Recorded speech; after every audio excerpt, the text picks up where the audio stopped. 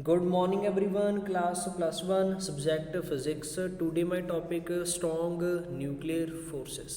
सबसे पहले definition, the forces that bind means बनना, the neutrons and protons together इकट्ठे, neutrons को and protons को together जो forces bind करके रखती है in a nucleus के बीच, इधर ने फोर्सेस क्या क्या बोलेंगे, are called the strong nuclear forces. Neutrons को प्रोटॉन्स को दोनों को एक साथ ਜਿਹੜੀਆਂ फोर्सेस बाइंड करके रखते हैं inside a nucleus that are known as a strong nuclear forces. Next बात करेंगे, the strong nuclear forces are of three type. First neutron forces, second proton forces, next neutron proton forces. Neutron forces लगेंगी between two neutrons के बीच।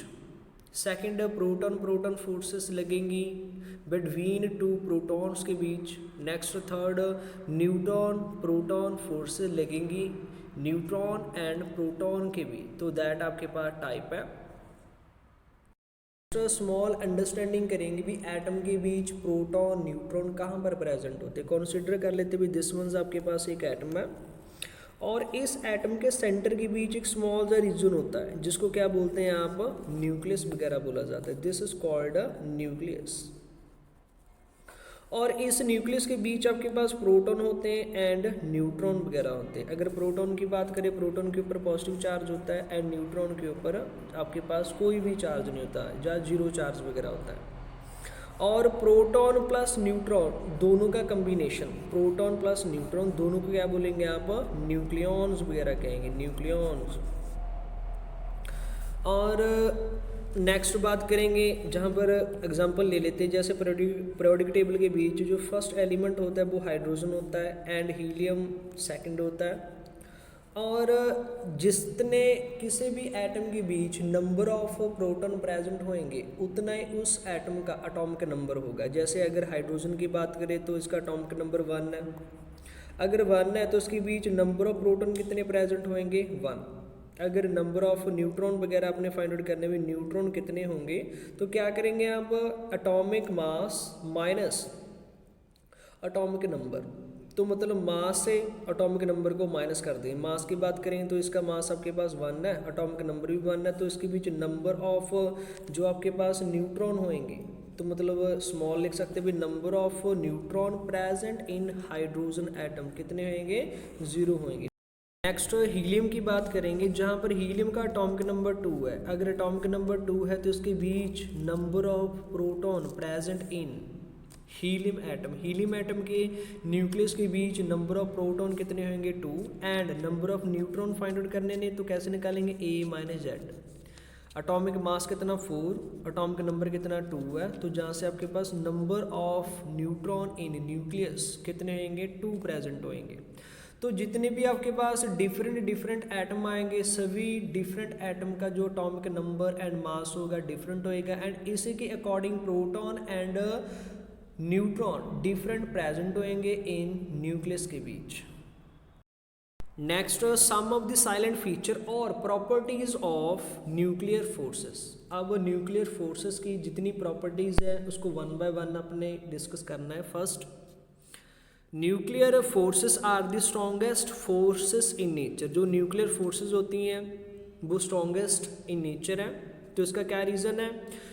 और जो previous आपने gravitation forces किया था, electromagnetic forces किया था, आगे चल के आप वीक फोर्सेस वगैरह करोगे तो इसको सभी के साथ कंपैरिजन किया गया और रिजल्ट आया अभी they are 10⁻38 times stronger than gravitational forces. Gravitation forces के नालों 10⁻38 टाइम्स ज़्यादा स्ट्रोंगर होती है।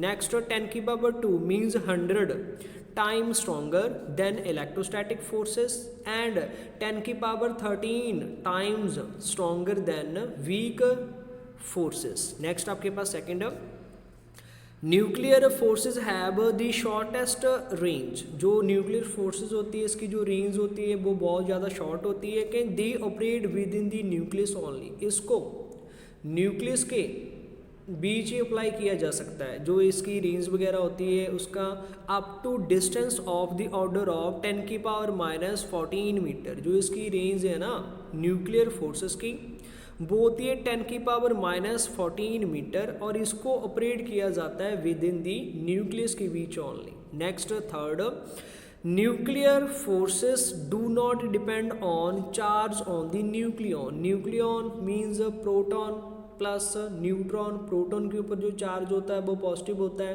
न्यूट्रॉन के ऊपर कोई भी चार्ज वगैरह नहीं होता, जहाँ जीरो चार्ज वगैरह होता है। ये मतलब न्यूक्लियन के चार्ज के ऊपर डिपेंड नहीं करती। नेक्स्ट आपके पास fourth, nuclear forces do not obey inverse square law. तो ये वाला इनवर्स स्क्वायर लॉ को ओबे नहीं करते बिकॉज इन दिस केस भी जो एफ होता है ना इसके बीच इज इनवर्सली प्रोपोर्शनल आर के स्क्वायर के नहीं होता।